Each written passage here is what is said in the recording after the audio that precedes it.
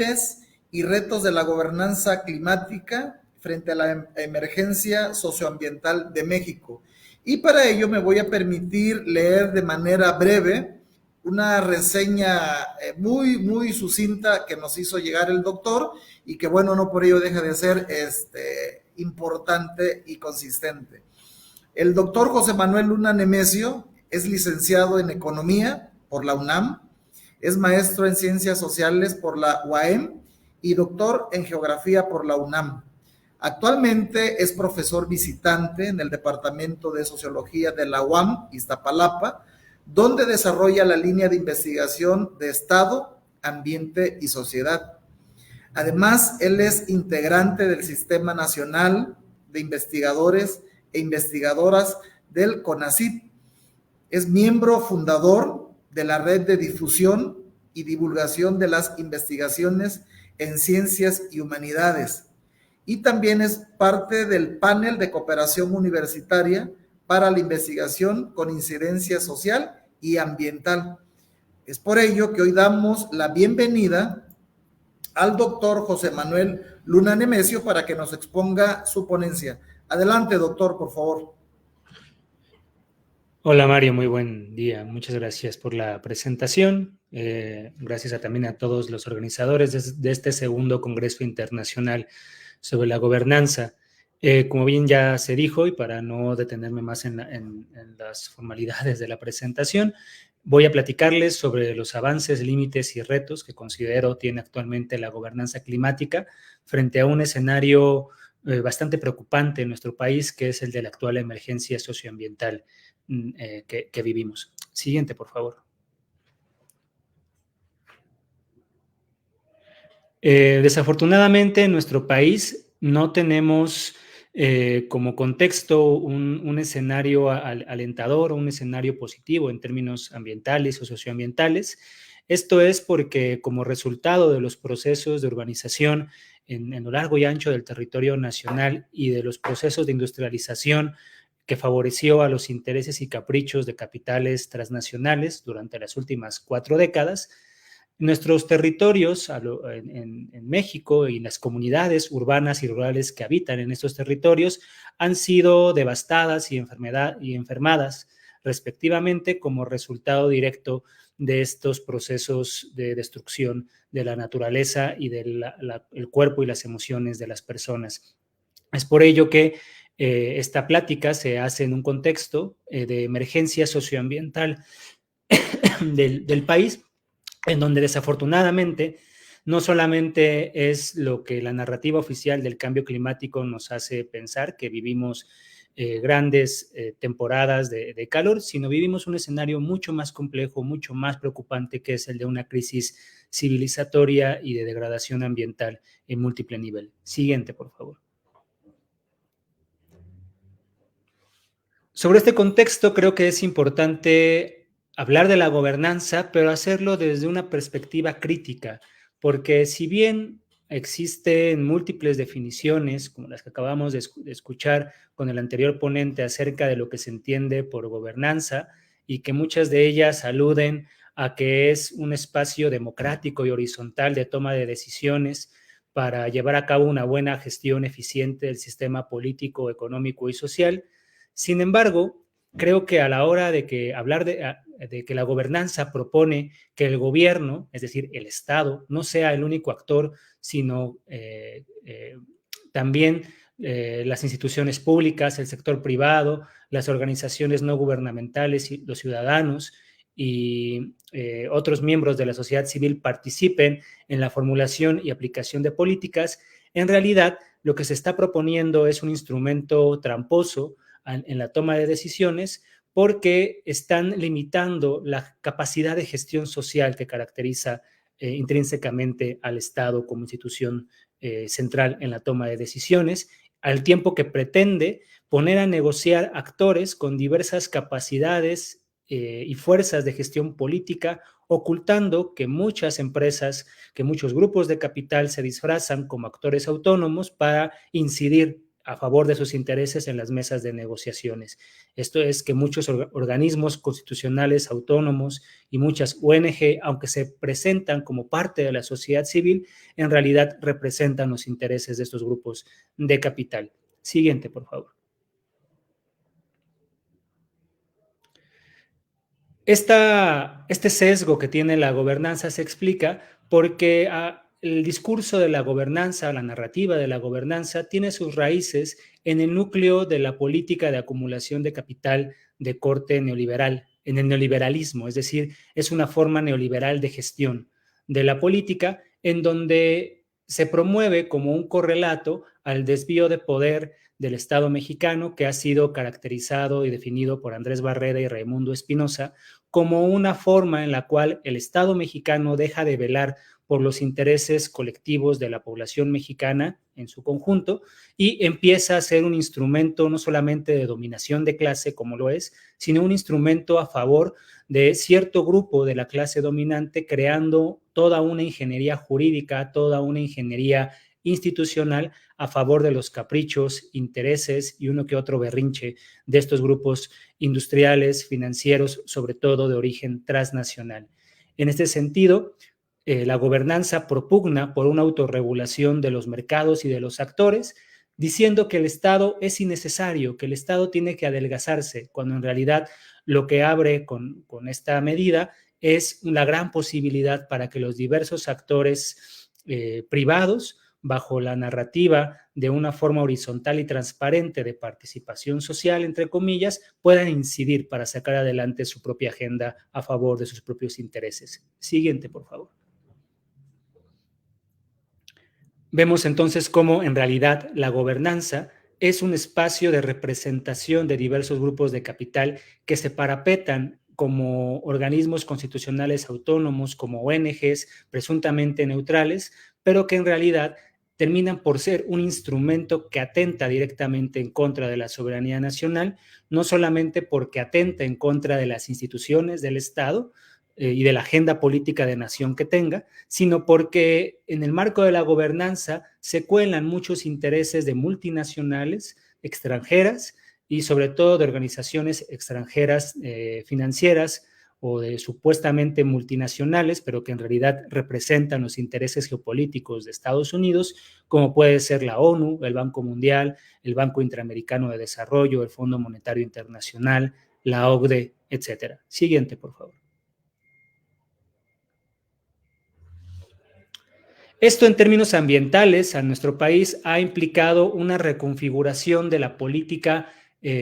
pública en términos de la protección del ambiente, porque conforme el neoliberalismo se fue asentando en nuestro país como una política hegemónica para llevar a cabo la acumulación de capital, y que esta acumulación de capital se caracterizaba por ser insustentable por las diversas actividades industriales y urbanas que se desplegaron a lo largo y ancho del territorio nacional, tuvo como resultado estas zonas de emergencia sanitaria y ambiental que ha definido actualmente CONACYT y que al inicio de mi presentación aludí como zonas de sacrificio socioambiental, pues tiene como un correlato la creación de una política pública que en primer lugar, no tenía como finalidad la protección del ambiente, sino una desregulación en términos de la protección ambiental, para lo cual se subordinó a los discursos y narrativas oficiales del cambio climático propugnados desde la ONU, una ONU ya sesgada por los intereses privados de los diversos grupos de capital teleinformático y petrolero de Estados Unidos, para llevar a cabo la creación de una gobernanza climática, con lo cual el tema de la grave devastación ambiental se sesga solamente a una de sus determinaciones y que después se pone este grave escenario de devastación ambiental como un espacio de negociación política. Habrá que preguntarle a las comunidades cuyos territorios han sido devastados, cuyos cuerpos han sido enfermados por estas grandes multinacionales, si están de acuerdo o no de gestionar esta devastación ambiental y esta degradación de la salud, y es necesario ver si estas comunidades tienen el mismo capital social, el mismo capital económico, el mismo capital político que las grandes multinacionales para hacer frente a esta devastación ambiental. Siguiente, por favor.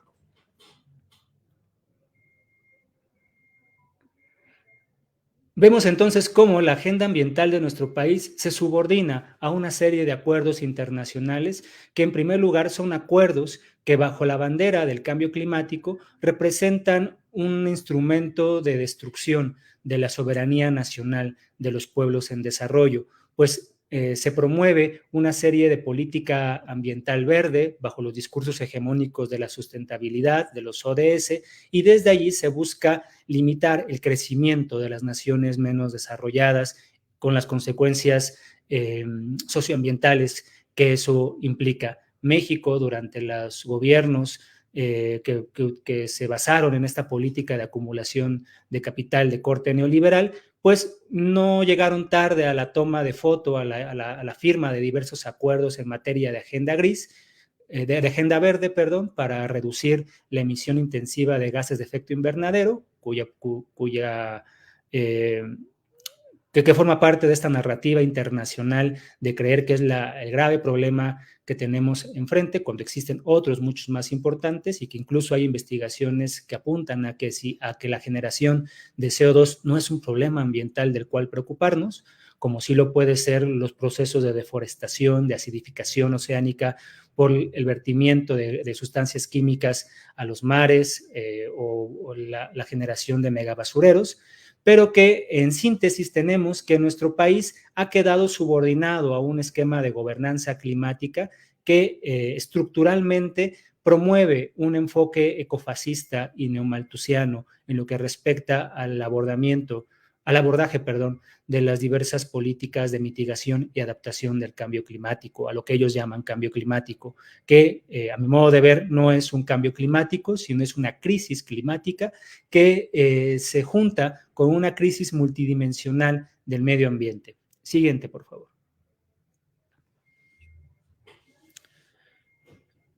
Afortunadamente, como un correlato de la crisis actual que vive el neoliberalismo a nivel global, del agotamiento de la hegemonía mundial de Estados Unidos, de la aparente crisis de hegemonía frente al empoderamiento del bloque geopolítico de los BRICS, vemos hoy en día que la gobernanza como espacio de toma de decisiones está siendo cuestionada, está siendo puesta en crisis bajo las formas actuales. Esto es porque, a pesar de lo que nos dicen los teóricos de la gobernanza o los ideólogos de la gobernanza, son cada vez más evidentes que los espacios donde la gobernanza se ha impuesto como una forma de toma de decisiones, existen casos de corrupción, falta de transparencia, promueve la inestabilidad política, promueve la fragilidad institucional y afortunadamente hay toda una ola de gobiernos que renuncian a la gobernanza de facto, aunque le siguen llamando bajo este concepto, pero la esencia de los espacios políticos dejan de promover la gobernanza como instrumento de toma de decisiones, porque el Estado nuevamente comienza a tomar participación y presencia en tanto capital social que debe estar en el centro de la gestión económica y política de la reproducción social.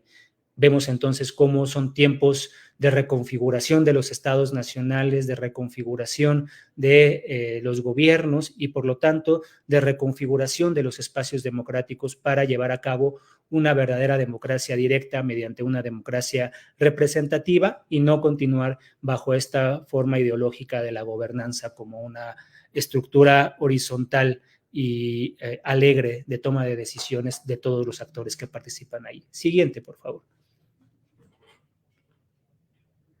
Para ello, creo que es importante, pensando como una nueva forma de gobernanza, si le queremos llamar así, o una verdadera democratización en la toma de decisiones, creo que es importante que esta nueva forma de gobernanza o esta nueva forma de toma de decisiones a nivel político se haga sobre la base de una soberanía territorial, de una soberanía nacional que proteja los recursos naturales y la población que son estratégicos para el desarrollo nacional,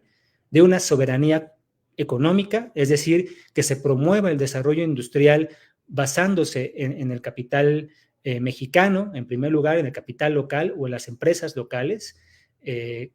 poniendo como condición para este desarrollo industrial, desarrollo urbano de México, que no se sobreexplote y contamine a la naturaleza en las mismas medidas y tendencias que actualmente se han hecho, para lo cual el desarrollo de la tecnología es importante, el desarrollo de una tecnología verdaderamente sustentable en favor del ambiente es necesario, y por lo tanto urge también la generación de una agenda ambiental basada en los intereses, necesidades y capacidades de la población mexicana, y que no quede subordinada a los intereses imperialistas de Estados Unidos, como representa actualmente la Agenda 2030, los Objetivos del Desarrollo Sostenible. Por lo tanto, se requiere al espacio de la academia una reconfiguración de la ciencia y la técnica en pro de una academia que actúe de manera responsable, ética, respecto a los grandes problemas ambientales que tenemos en el país. Yo por eso celebro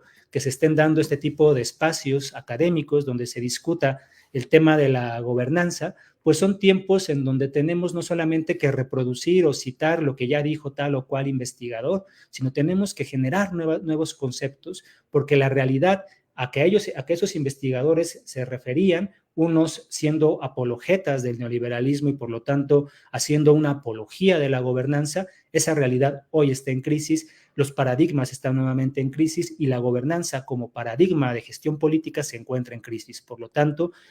vale la pena repensar críticamente el tema de la gobernanza para crear un verdadero escenario político de gestión de los bienes comunes. Yo con eso terminaría, nada más pidiéndole a los compañeros si proyectan la última diapositiva para que puedan ver mi correo electrónico, si es que tienen interés en profundizar o dialogar en la información que les he proporcionado. Les agradezco a los organizadores del evento, a todas las personas que están detrás de la organización de esta actividad. Es loable y de reconocerse. Pues muchas gracias a todas y a todos. Bien, doctor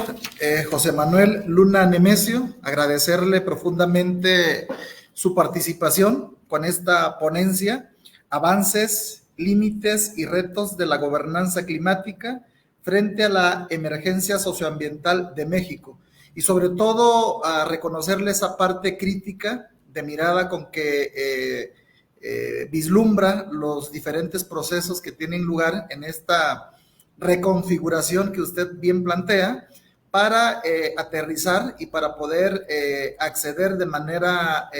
real y efectiva a la solución de los diversos problemas que como país y como planeta nos aquejan. Agradecemos mucho su participación y estamos pendientes de todos los que deseen conectarse con usted a través de los códigos QR que ya compartió, nos hizo el favor de que lo puedan seguir y puedan estar en constante comunicación con usted para seguir dialogando, sobre todo por esa invitación que hace para seguir construyendo y enriqueciendo los espacios de discusión que se deben de tener precisamente en esta materia que es de vital importancia, dada el cambio vertiginoso que estamos viviendo en cuanto al medio ambiente. Y bien, pues agradecerles a todos los ponentes que estuvieron en esta mesa 2, Gobernanza y Medio Ambiente, agradecerles su participación, su asistencia a este congreso y invitarlos para mañana. Mañana es el cierre, es la conclusión de este congreso. Mañana viernes 24, a partir de las 10:15 de la mañana, estará iniciando este último día para cerrar este congreso tan importante y de tan relevancia para nosotros en el Colegio de Morelos. Es por ello que agradecemos profundamente a todos los asistentes, los ponentes, a quienes estuvieron viéndonos atrás de sus pantallas y que nos dieron ese seguimiento puntual. Agradecerles para que nos sigan acompañando el día de mañana. Me despido, yo soy Mario Moctezuma y ha sido un gusto estar con ustedes en esta moderación de esta mesa 2, Gobernanza y Medio Ambiente. Hasta la próxima.